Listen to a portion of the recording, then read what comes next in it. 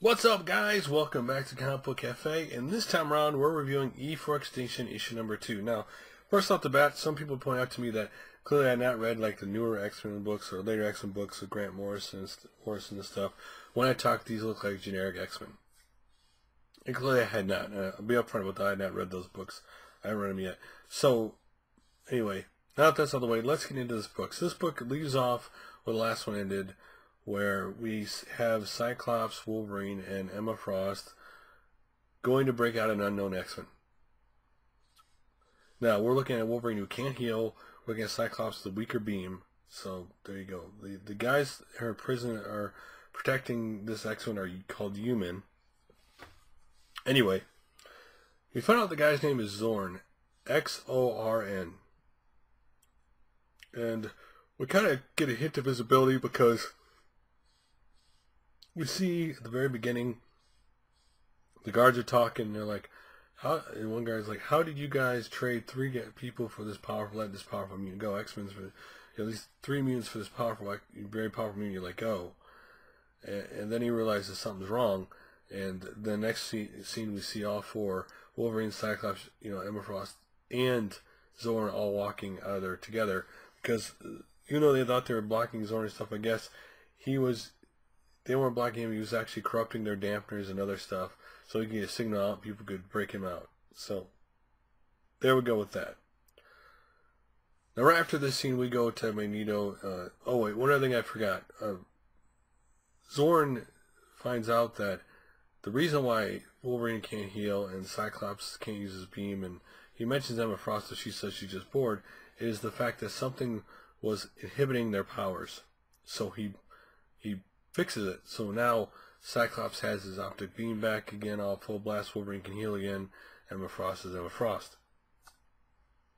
So next we go to Magneto in the bedroom with Elsa, the young mutant, and she wakes up saying, I just had a dream that Cyclops, Wolverine, and Emma were actually building allies to come against them. And right as she says that, the wall explodes because of Cyclops' optic beam, and confronting him, saying they're just there to break out Jean Grey. He knows, she's hiding her in the basement, or hiding her there. And, just as I think they thought they were going to get Magneto, all of a sudden the new X-Men show up, and a battle ensues, between the old X-Men and the new X-Men. And this plays out where the old X-Men looks like they get the upper hand in certain points, but it goes back and forth. Near the very end, we see,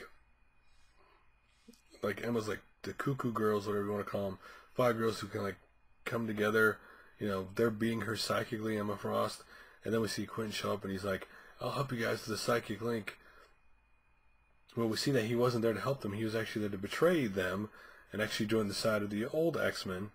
And you find out, after this, that him and Magneto are kind of, Quentin and him are Magneto are kind of, at this point, kind of having a little competition. And Quentin tells him how the minute he saw the egg, he traded sides. Knew he saw him incubating the egg and wanted him to be like the father of this egg, and what crazy he was doing, and how he's inhibiting the old X-Men powers and trying to give the X-Men powers. Magneto was trying to give the X-Men powers to himself. That he had traded sides at that point. And Magneto kind of gets mad because he's thinking Quentin thinks he's his equal, and he takes metal and of course stabs Quentin with it.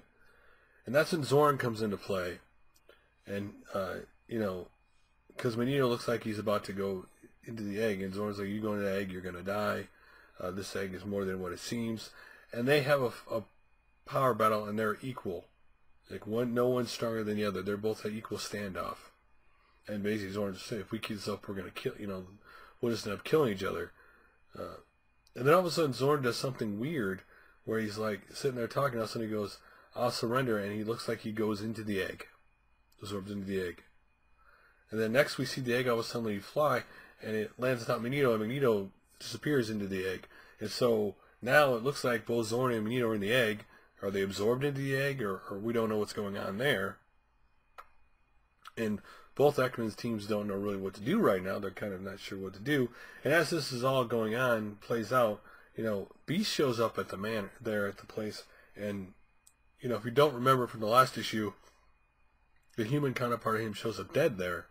And so he runs tests in this issue and finds out that this is actually his human counterpart before he turned into Beast. And that he's dead, and that he's not a time traveling version of him or anything. So he knows this is really a human version of him. And he finds out that there's something in the air that killed him, and that stuff that was deadly to him is all coming to the manor, and he thinks it's tied to the Phoenix somehow. Well, after the battle between Magneto and Zorn ends and they're absorbed in the egg, it looks like they're absorbed in the egg at least, all of a sudden the egg kind of goes dormant, and that, you know, one of the X-Men kind of goes, well, Magneto apparently was wrong about the egg, and then all of a sudden you hear a voice saying, no, he's not, and then it's this almost kind of like Beast, like a cat flying looking woman in the air, who's like a white, like cat looking thing, and a bunch of other mutants apparently behind her, and that's how the book ends. So we had a lot of things from the last issue, you know, play themselves out in this issue to completion. But now we have a new thing about, okay, what's going on with Magneto and Zorn in the egg? Are they both dead? Are they both absorbed? And what's going on with the Phoenix because it went dormant? And who is the new people who showed up? And what do they have to do with anything? So again, a very interesting book because a lot of the answers from last issue were answered in this one rather, you know, quickly, just in one issue, but more questions going ahead. Overall, I enjoyed the book. The thing is, I don't think the characters in the book have a lot, truthfully, right now, what we know, much personality. Like, you really don't know their personal stories. I mean, you kind of could tie other X-Men stories, like the past them, but you don't know if they're those characters, so you really don't know what's going on with all the situations. Like, okay, you know, Cyclops and Emma are a thing, but you don't know how far or when that happened. You don't know, like, what this Wolverine is like. Again, you kind of have to make your own opinions on all these characters right now because you really don't know a lot about them. But you know that Magneto's doing what he thinks is right with the Phoenix Egg, but he wants the powers to, you think, take over everything because you're not sure what his game plan is. And, you know, so what do you think of E for Extinction issue number 2? How do you like it so far? You're like, oh, this is kind of different, I'm all in? Because, again, it is a different X-Men book than the normal you get. You still don't know what's going on with the Phoenix Egg or what's going to come out when it, if or when it hatches. It's gone dormant now. Or are you kind of like, I only like a certain X-Men team and that's it. Like maybe a certain era team or a certain year, and this book doesn't interest you because you know here in the near future all the books are relaunching with the new Marvel universe that comes out of Secret Wars. Or anyway, love to hear your guys' opinions like always. Again, not a bad book. You really need to read issue 1 to read issue 2. This is not a case of just jump in. You have to read issue 1 so you kind of have an understanding of what's going on in issue 2. Or you could get lost in certain parts, like why does Magneto and the old X-Men have a problem with the new X-Men and all that kind of stuff, to get the past what's going on. Anyway, guys, love to hear your opinions like always, and I'll make another video for you guys soon. Later.